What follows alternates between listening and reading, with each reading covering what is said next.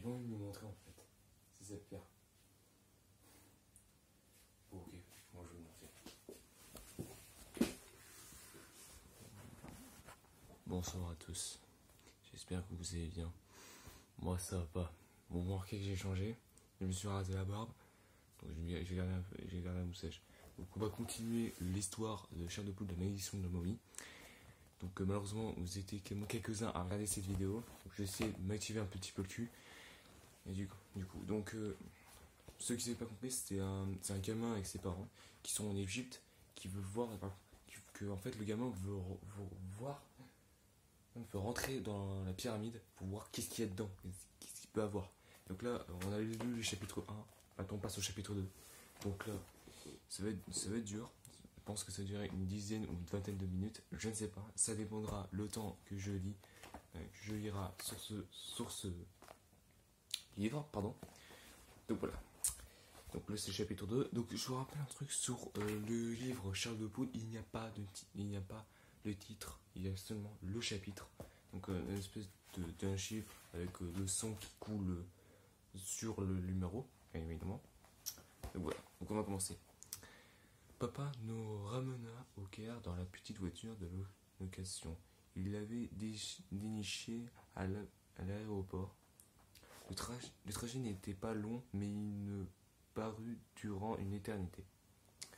La voiture ressemblait à une caisse à savon, en moins confortable. Ma tête heurtait le plafond à chaque ornière du chemin. J'avais emporté mon Game Boy. Donc le Game Boy, c'est une espèce des petites consoles où tu joues comme ceci, là. Donc d'angle, et avec une flèche et deux touches, si je ne me trompe pas. Là je fais ressemblance avec le livre. Et maman voulait que je regarde le Nil. Le Nil, en fait, c'est une fleuve la plus grande de tous. Je vous dis tout de suite. Dont nous suivons la berge. Il était très large et très sombre. Tu es sans doute le seul de ta classe à pouvoir contempler le Nil à ce moment, me rappela-t-elle. Le vent tiède jouait dans ses cheveux. Après avoir obéi un moment, je n'y étais plus. Bon, je peux jouer à mes Game Boy maintenant. Tout bien considéré, une fleuve est une fleuve. Environ une heure plus tard, nous étions de retour dans les rues étroites et gruyantes du Caire. Papa sentait trompé de direction. Il a fallu traverser une espèce de marché en plein air et un trompon de chèvre nous coinça dans une ruelle pendant une bonne vingtaine de minutes. Ce n'est qu'en arrivant à l'hôtel que je pus enfin boire quelque chose. À ce moment-là, j'avais l'impression que ma langue allait se mettre à pendre hors de ma bouche comme celle d'Élus. Je veux parler à notre épargneux que nous avons laissé à la maison. Nous avions une suite d'hôtels, 2 chambres à coucher et une genre de salon. En regardant par la fenêtre, on voyait une immense building à façade de verre de l'autre côté de la rue, comme n'importe quelle grande ville. Une télé trônait dans le salon, mais tous les programmes étaient en arabe. C'est pas de vol ça, là t'es mal. De toute façon, il ne nous offrait pas beaucoup d'intérêt des nouvelles la plupart du temps. Nous étions en train de choisir l'endroit où nous irons dîner quand le téléphone sonna. Papa allait prendre la communication dans sa chambre. Quelques minutes plus tard, il appela maman, et je les entendis échanger des propos à voix basse. Il sortit de la chambre, l'air préoccupé. Ma première supposition fut que ma grand-mère avait appelé pour dire qu'il était arrivé quelque chose à Elvis. Que s'est-il passé, demandai-je. Qui est au téléphone? Pour papa et moi. Nous sommes obligés de nous rendre à Alexandrie tout de suite. M'a annonça maman en s'asseyant à mes côtés sur le canapé du salon. Ah, Alexandrie, je croyais que le voyage était prévu à la fin de la semaine prochaine. Les affaires, expliqua papa. Un client important insiste, pour nous rencontrer demain matin. Nous avons un avion dans 1 heure, réprit maman. Mais je ne tiendais pas y aller, m'écrivais-je en bondissant sur mes pieds. Je veux rester au Caire, et voir Oncle Ben. Je veux visiter les pyramides avec lui. Vous me l'aviez promis. Il s'ensuivit à une discussion aminée et essayèrent de me convaincre qu'on pouvait faire des tas de choses intéressantes à Alexandrie, mais je ne voulais rien savoir. Finalement, maman eut une idée, elle disparut dans la chambre et je l'entendis passer un appel téléphonique. Quand elle ressortit, elle avait le sourire aux lèvres. Je veux parler à Uncle Ben, déclara-t-elle. J'ai eu le souffle coupé. Waouh! Ils ont le téléphone dans ces pyramides? Mais non! J'ai réussi à les rejoindre dans le petit appartement qui habite à Gizeh. C'est une petite ville, je crois, qui n'existe plus, si je ne me trompe pas. Il dit qu'il peut s'occuper de toi, si tu veux, pendant que papa et moi, nous serons à Alexandrie. Quoi? C'est bien comme ça. Le gars, il dit quoi? Je n'en crois pas mes oreilles. En tout cas, ça promettait d'être intéressant. Oncle Ben est le type le plus décontracté que je connaisse. Parfois, j'ai même du mal à croire que c'est le frère de maman. Quoi? C'est quoi cette blague là? Je comprends pas moi. What the fuck? Comment ça fait qu'Oncle Ben est le frère de ta mère? Je comprends. What the fuck mon frère? C'est quoi ces conneries encore? À toi de choisir, Gabriel. Poursuivit-elle, ou tu nous accompagnes ou tu restes avec Oncle Ben jusqu'à notre retour. Je n'ai pas eu besoin d'hésiter plus d'une dizaine de secondes. J'ai affirmé. Je reste avec Oncle Ben. Il y a juste un petit détail du jeu qui pourrait t'emmener à réfléchir, dit maman, semblait soudain amusée. Tant pis pour le détail.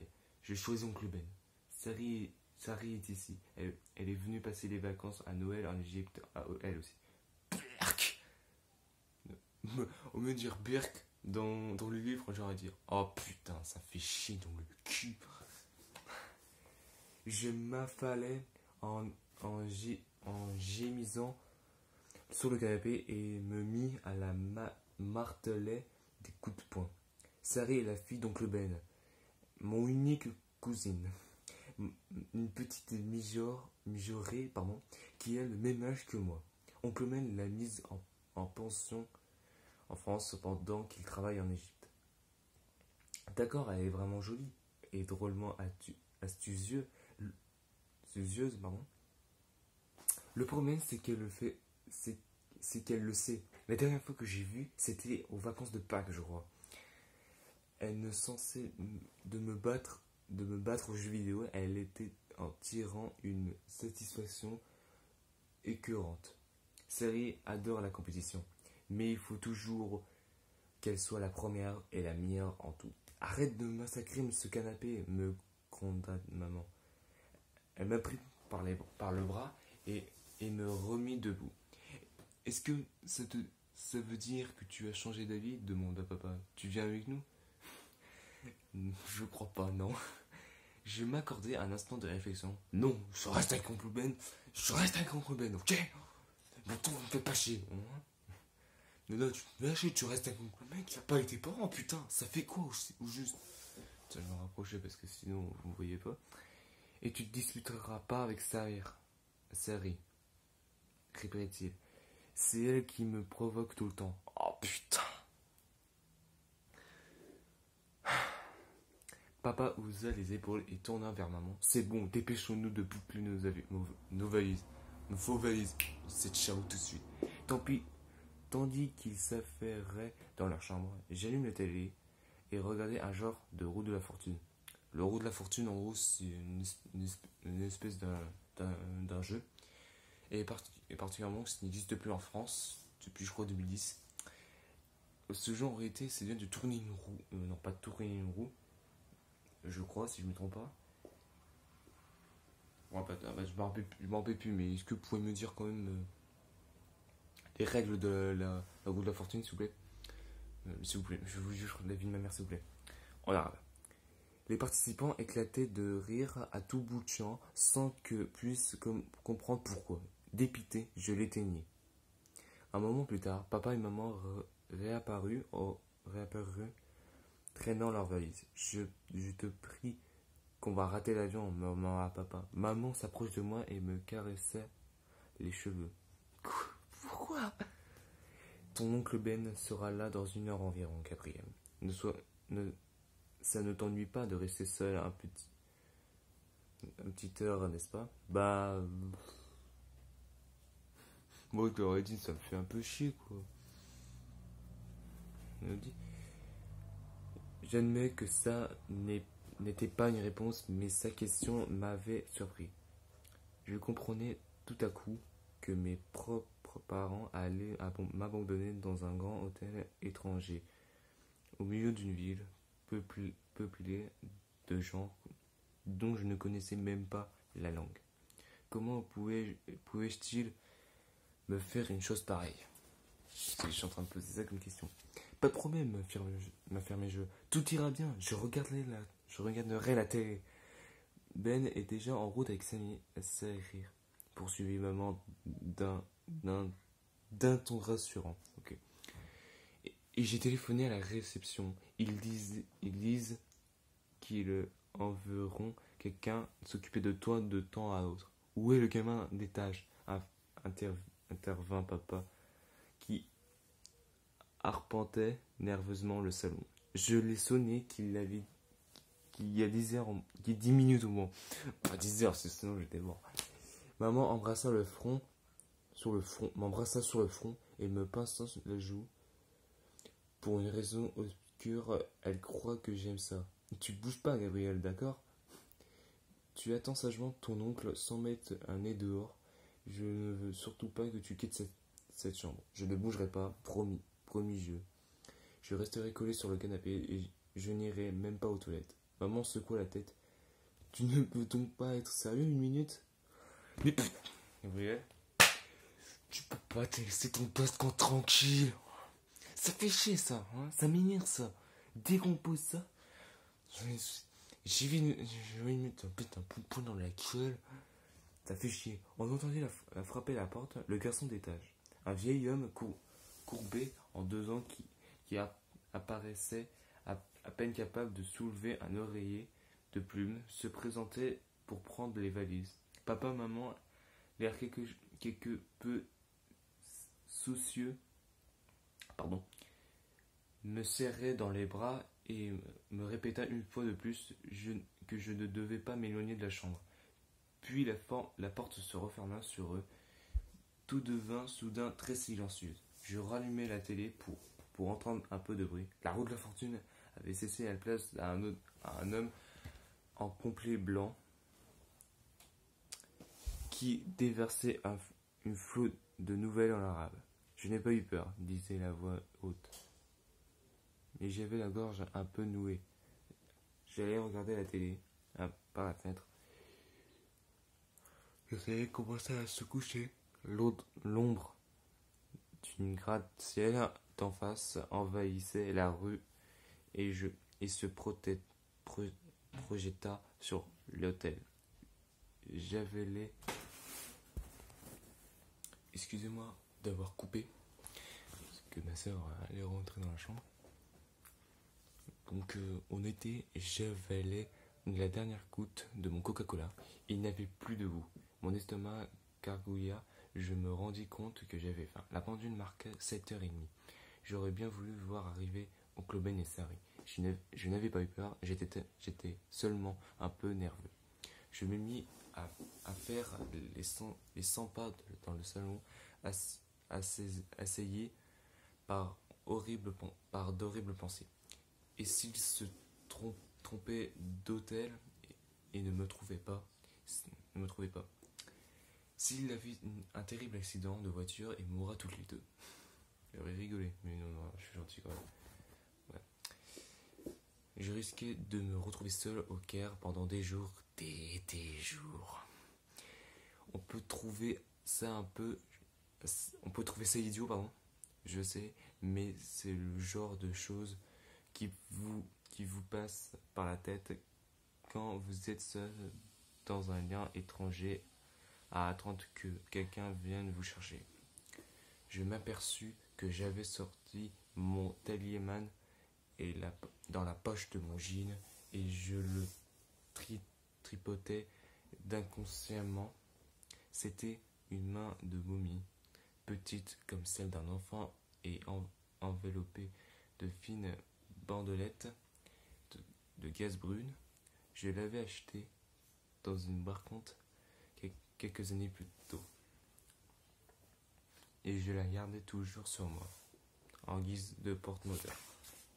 Le garçon qui me l'avait vendu prétendait que c'était un talisman utilisé autrefois pour inconvoquer. Ça ne m'inquiète pas. Pour 20 francs, je pensais que l'affaire valait vraiment le coup. Et quelques objets extraordinaires à trouver dans un brocante. Je parcourus le salon en jonglant avec. La télé m'ennuyait, je l'éteignais et ce fut de nouveau le silence. Où donc était oncle Ben et Sari? Il aurait dû arriver depuis longtemps. Je commençais à penser que j'avais fait le mauvais choix et à regretter de ne pas avoir accompagné papa et maman à Alexandrie. C'est alors que j'entendis un léger bruit de pas dans le couloir de l'hôtel. Enfin, je m'arrêtai pour écouter toutes les oreilles et le regard fixé vers la porte. Il faisait plutôt sombre dans la pièce, mais je vis la poignée tourner. Sérieux, sérieux, me dis-je. Oncle Ben aurait d'abord frappé. La porte entrebâillait à un craquement. Hé, criai-je, mais le mot étrangla dans ma gorge. La porte continuait de s'ouvrir lentement, et je restais fixé sur place, incapable d'entendre un son. Et ce lit se dressait à une grande silhouette ténébreuse. J'étouffai un cri. La silhouette s'avança dans la pièce d'une démarche maladroite et pesante. Et je pus la distinguer un peu mieux. C'était une momie. Une momie qui dradait sur moi ses yeux noirs. De fond des deux cavités découpées dans ces vieilles bandelettes poussiéreuses, elle tituba dans ma direction, les bras tendus comme pour m'attraper. J'ouvris la bouche en hurler, mais rien n'en sortit. C'était le chapitre 2. Voilà, c'est tout pour cette vidéo. J'espère que ça vous aura plu. Et n'hésitez pas à sortir un putain de pouce bleu, s'il vous plaît. Et bien sûr, l'abonnement de ma chaîne YouTube et ainsi que les notifications. Et on se retrouve très bientôt pour une nouvelle vidéo. Peace! Et avant que je vous quitte, particulièrement, si vous voulez l'épisode 3 de Les Chairs de Poule, n'hésitez pas à me dire dans les commentaires. Allez, c'est ciao.